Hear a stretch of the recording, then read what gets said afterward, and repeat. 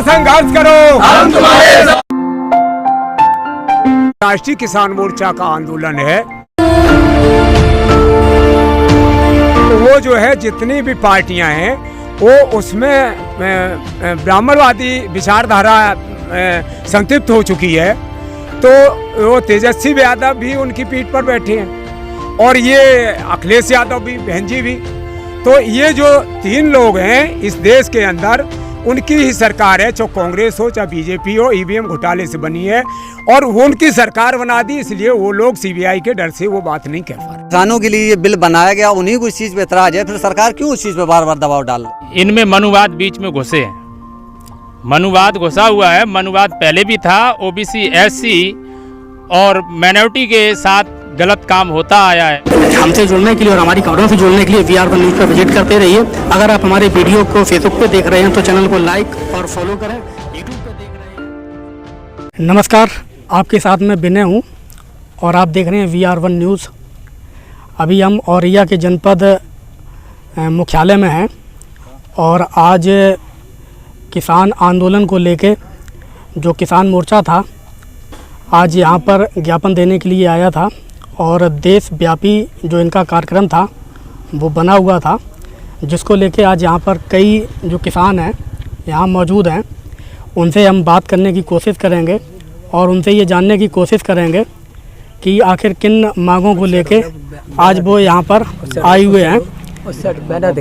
Sir, आज के कार्यक्रम का उद्देश्य क्या है? हमारा जो राष्ट्रीय किसान मोर्चा है, राम सुरेश वर्मा इसके राष्ट्रीय अध्यक्ष हैं। तो सरकार ने 5 जून 2020 को ये 3 किसान विरोधी जो बिल पास किए हैं वो किसानों के हित में नहीं है, वो असंवैधानिक हैं। इसलिए हम लोग उनके हक अधिकारों की लड़ाई लड़ने के लिए हम लोगों ने चरमरा आंदोलन किया। अच्छा, तकरीबन 9 महीने से ज़्यादा हो गए हैं और इसका जो ज़्यादा असर है वो दिल्ली और हरियाणा में देखा गया है। आपको क्या लगता है कि उत्तर प्रदेश में जो किसान आंदोलन है उस तरीके से प्रकाश में या गति पे नहीं आ पाया? ये जो किसान मोर्चा, राष्ट्रीय किसान मोर्चा का आंदोलन है, माननीय मोहम्मद मेश्राम साहब ने जो बहुजन क्रांति या वामसेप के अध्यक्ष हैं, उन्होंने तो प्रेरित किया इन किसानों को। जो टिकरी बॉर्डर पे बैठे हैं, जो आप सिंधु बॉर्डर पे बैठे हैं, तो गाजीपुर बॉर्डर पे बैठे हैं, तो उत्तर प्रदेश नहीं पूरे भारत में उनको ये दिशा निर्देश दिया। हमारे सारे उत्तर प्रदेश में चरणबद्ध आंदोलन चले हैं और उनको हम हर जिले किया है। नहीं, हम ये पूछ रहे हैं जैसे जो हरियाणा और दिल्ली के जो किसान हैं अपने हक और अधिकार को लेके वो काफ़ी जागरूक हैं, जो उत्तर प्रदेश के किसान हैं, आपको क्या लगता है कि जागरूक कम है क्या? नहीं, बराबर जागरूक हैं, सभी किसान जागरूक हैं। अभी जो है जनवरी में 11 से और 17 जनवरी तक हमारा भी चरणबद्ध कार्यक्रम रहा था अभी, और ये किसान अपने शांत से पूर्ण से अपना आंदोलन कर रहे हैं, क्योंकि माननीय राष्ट्रीय अध्यक्ष राम स्वरूप वर्मा जी का निर्देशन है कि किसी भी तरह से जो है इसमें जो है अराजकता को स्थान न दिया जाए आंदोलन में, क्योंकि ये किसान ने अपनी बहुत खून पसीने कमाई करके और वो सरकारी संपत्ति को नुकसान पहुंचाने कतई राष्ट्रीय नेतृत्व का कोई ऐसा आदेश नहीं है। इसलिए किसान अपने शांतपूर्ण ढंग से इस आंदोलन को, अपनी मांग को रख रहे हैं कि हमारी, और 1 साल होने जा रहा है इसको धीरे धीरे, और बराबर ये कार्यक्रम हमारा चलता रहता है। आपको क्या लगता है कि उत्तर प्रदेश के जो किसान हैं कम जागरूक हैं क्या? नहीं, ऐसा नहीं है, जागरूक है। अब थोड़ा ऐसा है, इधर देहात एरिया पड़ता है तो उस हिसाब से सिटी की अपेक्षा नहीं है, वहाँ पढ़ा लिखा जाना है, यहाँ थोड़ा कम है।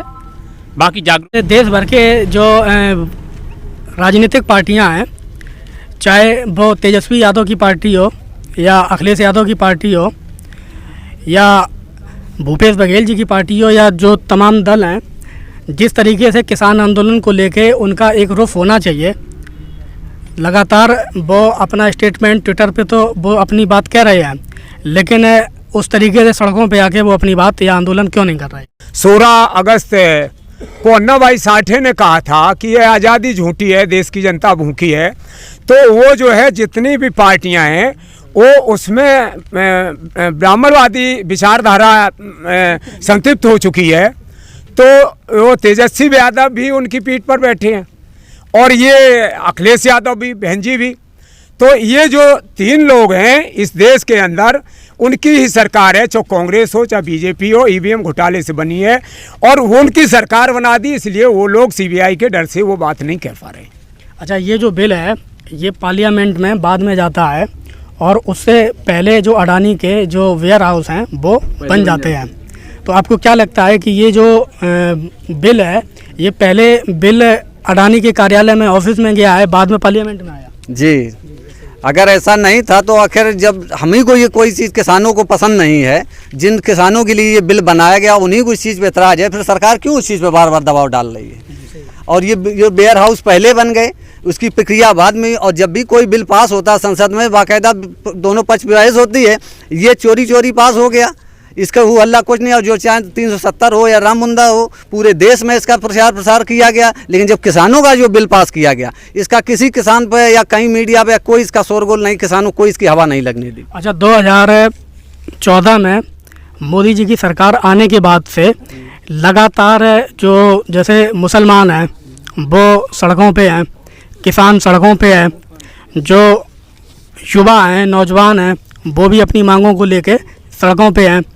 इसके अलावा जो देश में जैसे जो महिलाएं हैं, बच्चियां हैं, तमाम इस तरीके की घटनाएं भी बढ़ी हुई हैं।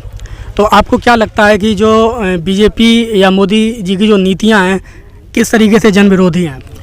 ये सरकार जो है ये SC ST OBC अल्पसंख्यक जो हैं, तो उसमें हमारे जो इस देश के जो सांसद हैं 131 SC के या ST के 47 हैं, ये संसद के अंदर कुछ नहीं कहते हैं।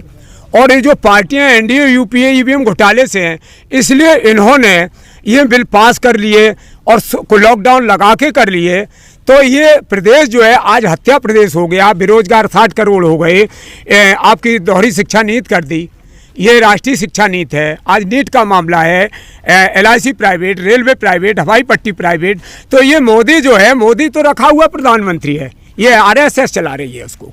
तो उसकी नीतियाँ ये इनकी नीतियाँ समता स्वतंत्रता बंधुत्व न्याय पर आधारित नहीं है, इसलिए तो हम आंदोलन कर रहे हैं लोग। अच्छा, जैसे अभी आपने EVM की जो बात कही, बसपा सुप्रीमो मायावती ने EVM पे भी सवाल खड़े किए थे, केजरीवाल जी ने भी किए थे और ममता बनर्जी जी ने भी किए थे। लेकिन जब तक चुनाव के बाद में तो ये कहते हैं, जब चुनाव आता है तो ये चुप्पी साध जाते हैं, ना तो ये कोई उस तरीके से कोई प्लान बनाते हैं EVM को लेके और ना ही कोई आंदोलन करते हैं। आपको क्या लगता है? इनमें लगता क्या है जी, इनमें मनुवाद बीच में घुसे हैं, मनुवाद घुसा हुआ है। मनुवाद पहले भी था, OBC SC और माइनॉरिटी के साथ गलत काम होता आया है, वही आज भी हो रहा है। अखिलेश के साथ भी घुसे हुए हैं, बहन जी के साथ भी घुसे हुए हैं। मैं मूल निवासी हूं और मूल निवासी को इन लोगों ने दबाने का काम किया है। DNA के आधार पर हो चुका है कि ये विदेशी हैं और विदेशियों का यहाँ सत्ता पे काबू है। और इन्होंने जो बलात्कार आज रेप हो रहे हैं, ये इनके शास्त्रों में लिखित प्रमाण दिया गया है। 2014 में जो EVM का मुद्दा है सुप्रीम कोर्ट में गया था और सुप्रीम कोर्ट से अभी तक 2014 से अभी तक EVM का मुद्दा कोर्ट में चल रहा है। और सुप्रीम कोर्ट के द्वारा जब ये जजमेंट दिया गया कि EVM मशीन के साथ में पेपर ट्रेल मशीन लगाई जाएगी और उसकी काउंटिंग के लिए भी 50% जो काउंटिंग के लिए, और लगातार जो मुख्य धारा की मीडिया है, आपको क्या लगता है कि जो एक बहुत बड़ा जो देशव्यापी जो मुद्दा है, लगातार जो मुख्य धारा की मीडिया है उस इशू को नहीं दिखा रही है? अरे मीडिया तो प्रिंट मीडिया ये उन्हीं की है। अब मामला है कि इसमें 2000 ये कांग्रेस ही लाई थी, काशीराम साहब ने कहा वोट हमारा रात तुम्हारा नहीं चलेगा, इंदिरा गांधी जी ले आई थी। और 2000 क्यों चलेगा कि वोट तो बहुजन समाज का है। और तो उन्होंने 2004 में जो चोरी की है कांग्रेस ने, और कांग्रेस ने मतलब वोट तो हमारा है और EVM उनका है, तो EVM चलाई। और 9 में उनने भी किया, वोट कांग्रेस ने सरकार बनाई। लेकिन सुप्रीम स्वामी कोर्ट गए तो 8 अक्टूबर 2013 को फैसला आया, लेकिन उन्होंने फ्री एंड फेयर ट्रांसपेरेंट जो इलेक्शन होना चाहिए, कोर्ट ने, सुप्रीम कोर्ट ने फैसला दिया, तो उसमें पर्ची लगनी चाहिए। लेकिन 14 की जो सरकार थी, दोनों का कांग्रेस बीजेपी का समझौता हो गया। तो 2014 में मोदी ने सरकार बनाई और 2019 में भी सरकार बनाई, तो दोनों की सरकार। लेकिन 52 में श्याम साहब ने 14 में ये पूरा आंदोलन खड़ा किया और 50% का मामला है, इसलिए कह रहे हैं ये 100% गिनती होनी चाहिए, पेपर टेल की होनी चाहिए लगा के। ये क्यों कह रहे हैं? कांग्रेस ने भी चोरी की और बीजेपी ने चोरी की है, दोनों पार्टियां एनडीए यूपीए चोर हैं। क्या आने वाले समय में ईवीएम पर कोई और आंदोलन होगा 2022 से पहले? हाँ, हम लोग आंदोलन कर रहे हैं, लगातार कर रहे हैं और करते रहेंगे। नेशनल आंदोलन हमारा राष्ट्रीय आंदोलन, राष्ट्रीय संगठन है, राष्ट्रीय आंदोलन है और राष्ट्रीय जन आंदोलन होगा। राष्ट्रीय आंदोलन तब जन आंदोलन होगा जब हमारा राष्ट्रीय संगठन है, और हम राष्ट्रीय संगठन के द्वारा ईवीएम का विरोध कर रहे हैं। अच्छा, आने वाले 2022 के चुनाव में किसान मोर्चा या किसान आंदोलन की क्या भूमिका रहेगी? अगर ये सारे लोग इकट्ठे हो जाते हैं तो बीजेपी को हम यहाँ ख़त्म कर देंगे उत्तर प्रदेश में, और आगे केंद्र में भी कर देंगे। तो हम लोग SC ST OBC अल्पसंख्यक जो हैं वो हम लोग इकट्ठे हो जाएं, 6743 टुकड़ों में बटे हुए सब एक हो जाएं, तो हमारा संविधान भी बचेगा और उत्तर प्रदेश पे जो असंवैधानिक सरकार है उसको उखाड़ के हम फेंक देंगे। तो अभी हम जनपद औरैया के मुख्यालय में थे और जिसको किसान आंदोलन को लेके आज यहाँ पर ज्ञापन देने के लिए ये यहाँ पर तमाम लोग इकट्ठे हुए थे कि देश भर के जो किसान हैं, जो सड़कों पे हैं, तंबू के नीचे हैं, बरसात में, सर्दी में वहीं लेटे रहे हैं, सरकार निश्चित ही और समय पे ही जल्द ही इस पर कोई निर्णय लेगी जिससे जो देश भर के किसान हैं उन किसानों को राहत की सांस मिलेगी। अगर आप हमारे वीडियो को फेसबुक पे देख रहे हैं तो हमारे पेज को लाइक करें और फॉलो करें। यूट्यूब पे देख रहे हैं तो चैनल को सब्सक्राइब करें। हमसे जुड़ने के लिए और हमारी खबरों से जुड़ने के लिए VR1 न्यूज़ पर विजिट करते रहें। धन्यवाद।